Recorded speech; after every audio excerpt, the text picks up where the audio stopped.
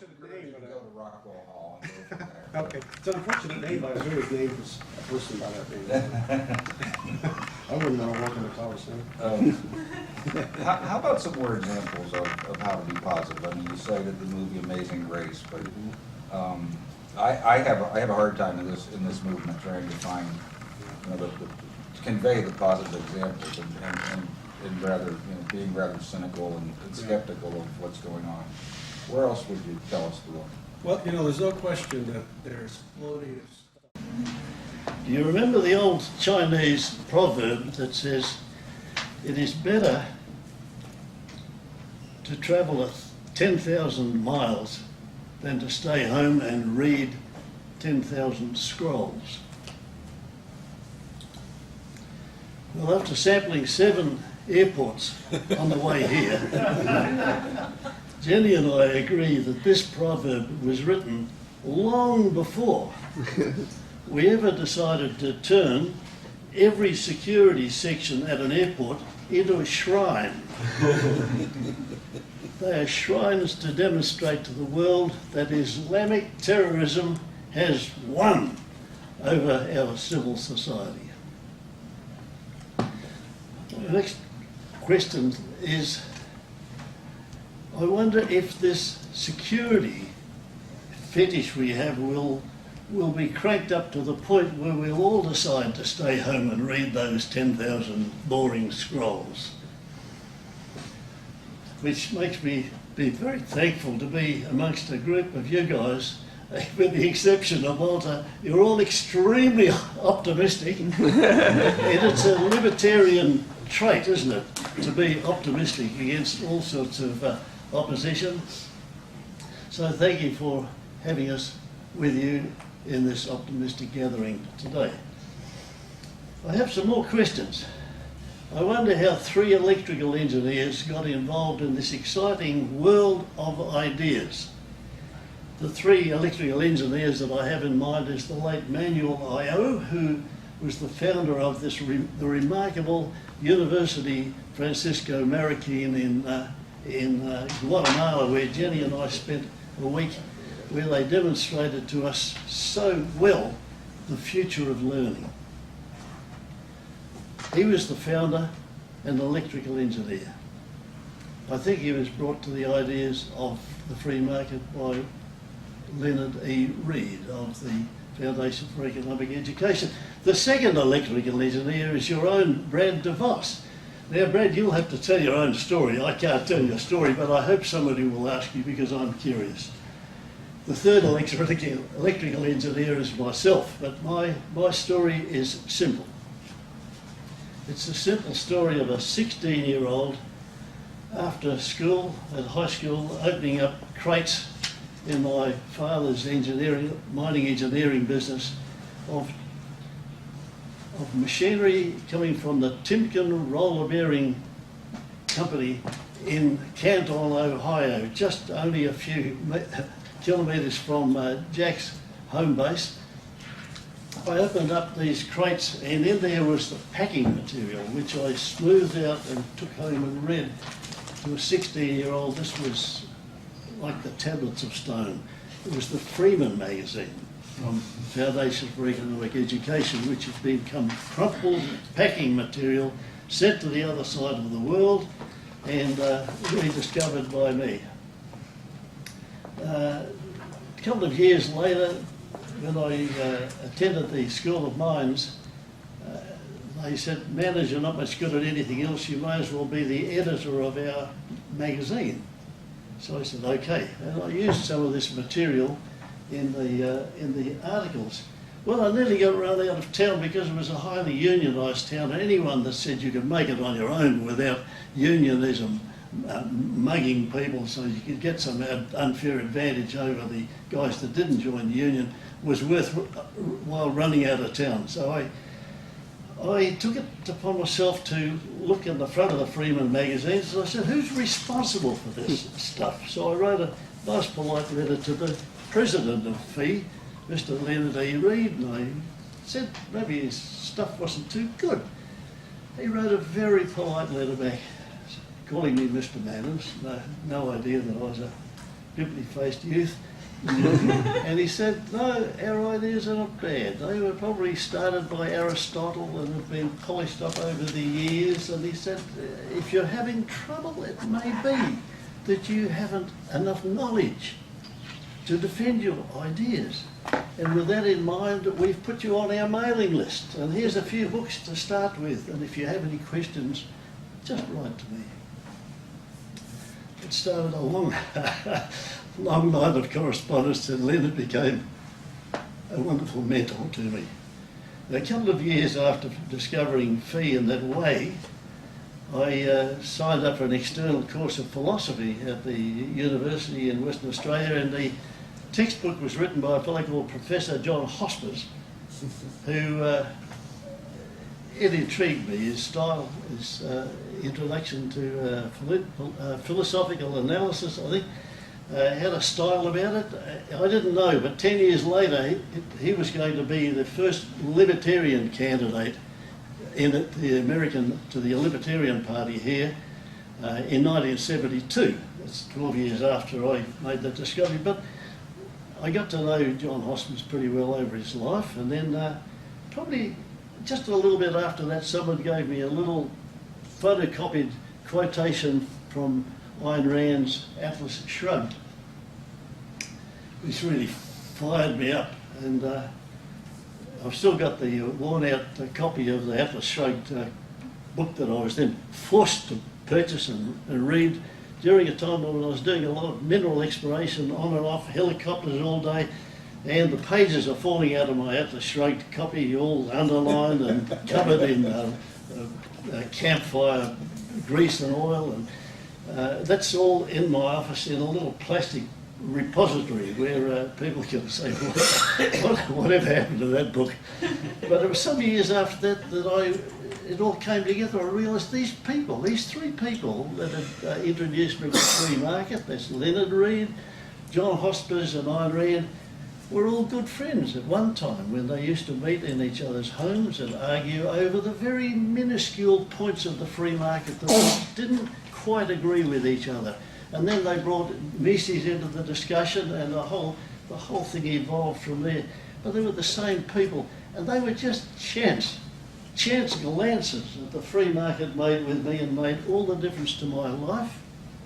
I think they've helped me make my life successful, and I tell young people now, don't be afraid of having some thoughts of your own, because they'll make you a little bit different, and you'll get challenges thrown at you that you never dreamed of.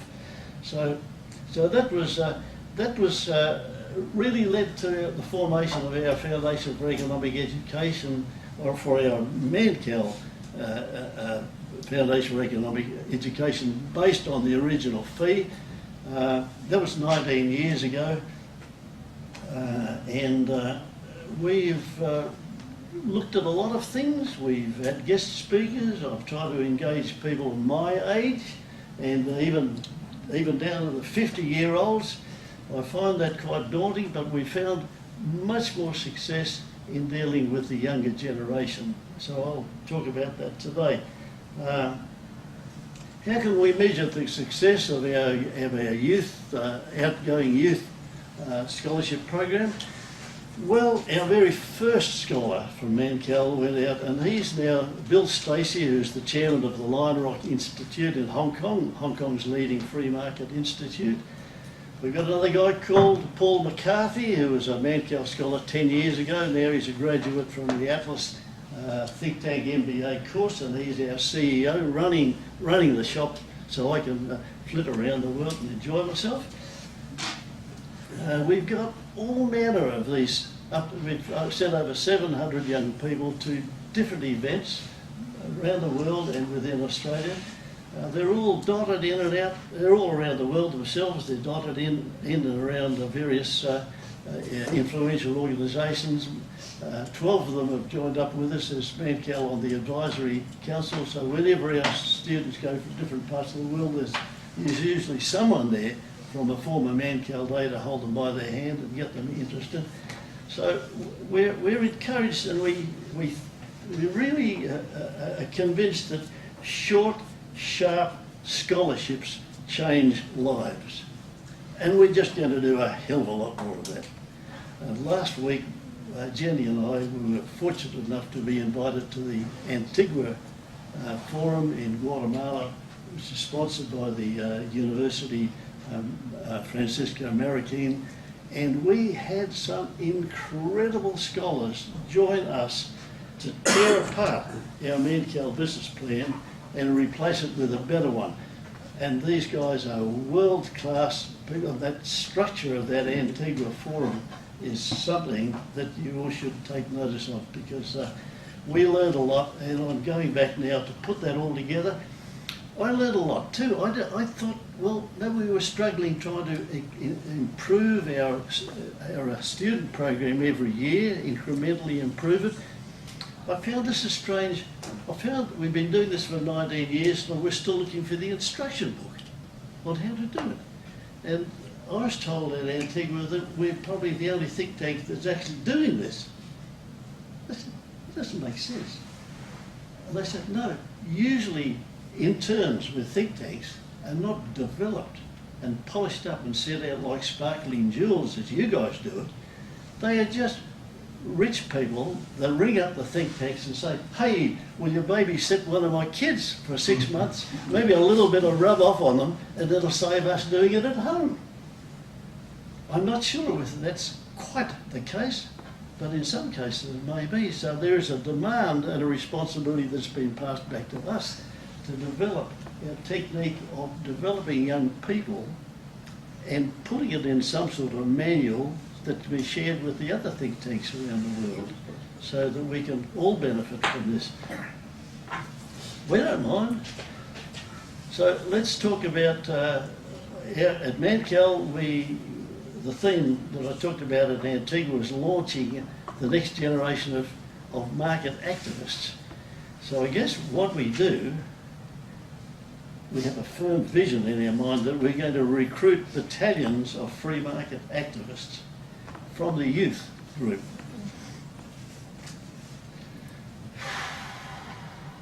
A lot of the think tanks concentrate on adults and business people. Mannkal just looks at activating young people. We think young people are more likely to be open-minded about new ideas and not restrained by politics or just the way things are done. They are far more prepared to accept that the current system of government just does not work. The older generation, people like us, cling to a myth that changing a few political faces at the next election will make the world better. The younger generation doesn't buy into that at all. They know that politicians are elected on the promises that will deliver to one group something that was stolen from another group, and in the wonderful words of our mutual mentor, Frederick Bastiat, he referred to that as legalised plunder. And the young people see that much clearer than the older generation does. So Mannkal sponsors Australian students to intern at pro-market think tanks around the world, learning how free markets and free people ensure prosperity and peace. The students return to us inspired and equipped to become better advocates and future leaders. Not only are they able to promote these values immediately, but they'll carry those pro-market ideas forward into careers that put them in a position of direct influence. Now, as I'm talking today and working my way through all this, I really rely on each of you to make a few notes. Think of a few things that you think we might not have considered. Little ideas, little grab things that we can add to our continuous improvement program. And during question time, throw those ideas. I'll take a note of them. I'll willingly steal these ideas and smuggle them back to Australia so that next year we can be even more effective on what we're doing. We've developed 700 students so far. We aim to have up to 1,000 students, and that will give us a grassroots support base on which we can build. The more we have, the easier it is. It was so hard 19 years ago finding a student. The next year we did 3 students. The next year about 8. it was hard to find the right students. Now we've got so many people returning. Right now we've got 18 students in different places around the world.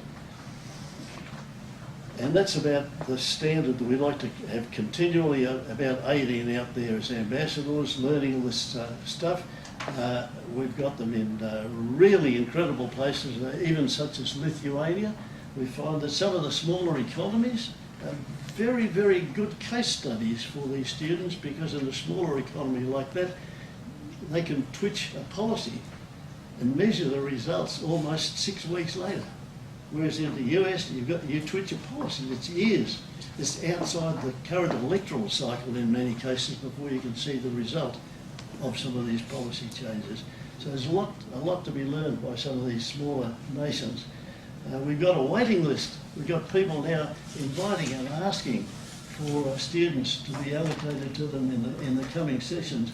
The former president of the Czech Republic has asked us to send one of our fellows in the next outgoing batch to the Czech Republic. We've got them going to Nepal. We've got them going to Myanmar, which used to be called Burma. We've got them. I'll tell you what, they're the most interesting bunch of people, and they have a big program planned for them when they return, telling them of their adventures in these countries. Part of the training we give them is to give them sessions with military psychologists. The same training that they train the young Australians to go out in these peacekeeping forces when they have to experience various cultures that are quite different to our own cultures. We give them little courses, particularly with Asia, on the 2 things that Australians must never do when they go to Asia. If they do, it will ensure that those Asian people will never do business with you again. Little simple things. These are what you guys as business people get as training when you go out to do business in these other countries. We're just simply using that knowledge and funneling it into the young people to avoid, so that they can avoid some of these hurdles and traps that they can fall into. So that's about where we are now. So in conclusion, let me say that our problems are similar in that the standard of economic education in Australia is the same as US. It's pretty much straight out bland Keynesianism, where I say to the young people, you've got to learn it, you've got to pass your exams, but don't use it to run a company or run a country or run your family. It just doesn't work. As Larry Reid has said several times, the standard of economic lecturing and the education is so bad that they want to claim a damn refund, is Larry's terms. And the other thing that is quite different in Australia is that we're years behind your attitude to entrepreneurialism, as we are behind other countries like Indonesia. There seems to be no course. You can't get a degree to be an entrepreneur. You can't get you can't do a minor in entrepreneurial activities to tack onto your economics or your philosophy or anything else, as you can in many places in Australia, in America. So we've been charged with going back and seeing what we can do to introduce entrepreneurialism into some of the universities as a study material taught by practitioners, not by academics.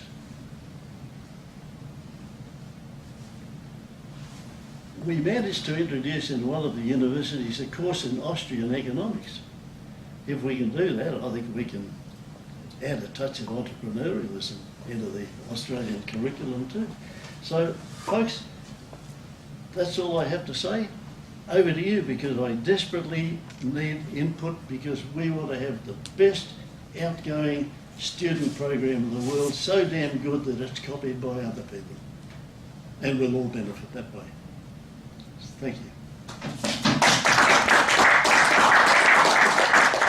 So Ron, you place interns or apprentices at think tanks only, like your students go to think tanks or government agencies around the world? Not government agencies, really, just think tanks. Just think tanks. Do you know of a group called, this group in Charleston actually called Praxis, or Discovered Praxis, and they place interns in businesses. They like embed them in businesses and then do an online sort of like coursework. 4 days a week they're sort of working at this business. 1 day a week they're doing like coursework online with like through the internet. Brad, please give me their details, because we'll hit them with an email. That's very interesting. Because then you can place students at businesses, and then they can take care of the scholarship portion of your placement, and they can get some. If they want to go in the private sector, this might be an answer for them to do that as well. I'd love that. Please, that's one thing I'll take away with me. We want to have these students arrive in their destinations, step straight off a plane, go straight into that think tank and say, what can I do to help? Yeah. Preferably be pre-allocated a project before they even get there, so they hit the ground running. Okay. That would be a wonderful addition to our program. What are the students that you're getting? Are these students that are still in college? Have they just graduated from college? Where are you getting them from, and how long are they actually staying with you? From three to 3 months is pretty much normal. They are second final or final year university students, average age about 21. Mostly we aimed to get them from economics, but they're now a balance of economics or law undergrads. We can't, because of the peculiarities of the Tax Act, we can only send them while they are still university students, because we have to do this through their university. So that once they've left the university, we can't help them. Have you thought about reaching out to, as a more formal part of their education, perhaps, right? Reaching out to places like West Virginia University, Hillsdale, George Mason, and seeing if you could send them for a semester to be able to take courses that would be more free market oriented and study with people in the U.S. that are more free market oriented, and then come back and then finish and move into Mannkal and do more of those opportunities. We know of those organisations, but we haven't developed relationships. He's the relationship between both of those, I think. Okay. Hillsdale, right? You saw traction at Hillsdale. I still do. CFC actually has a process where you can be an exchange student from another university without necessarily having to, there's a process you can come and I'd love that. and do that. I'm a great admirer of Hillsdale for many years. I visited there. And I've got 1982. contacts at Hillsdale as well as George Mason, West Virginia. If those things are possible, then Okay. but they could take courses that would be in economics that would, be useful to them, and then again come back and so have both that formal side of getting it where they may not get it in Australia, This is great input. Thanks. and then you continue to polish them on the business and policy sides. Our challenges are threefold. One is to pre-train them, select the right students, pre-train them so they are super useful on their arrival with their host. The second challenge is to develop and strengthen their bonds with these various host think tanks and find new host think tanks so that we can send more students. The third aspect of our challenge is to maintain the interest with those students. Now they're coming back wanting to know what they can do to help. We'd love to have a very long-term and alumni development with them so that they feel there's some value in having a longer-term relationship with us. They can then give a lot of their own input to the next lot of outgoing students, and because we're very thin on the ground ourselves, so we need all sort of help. So they're the three things that we are trying to upgrade our whole program on, and developing those three learning institutions are fantastic. It would be great to have some connection there. Well, we're gonna be together for the weekend, and so Ron will be around all weekend as well, so if you have any more follow-up questions for Ron, let's kind of charge through these presentations, and the time that we have afterwards, we can kind of collaborate afterwards if we have time. Thanks very much, folks. Thank you, Ron.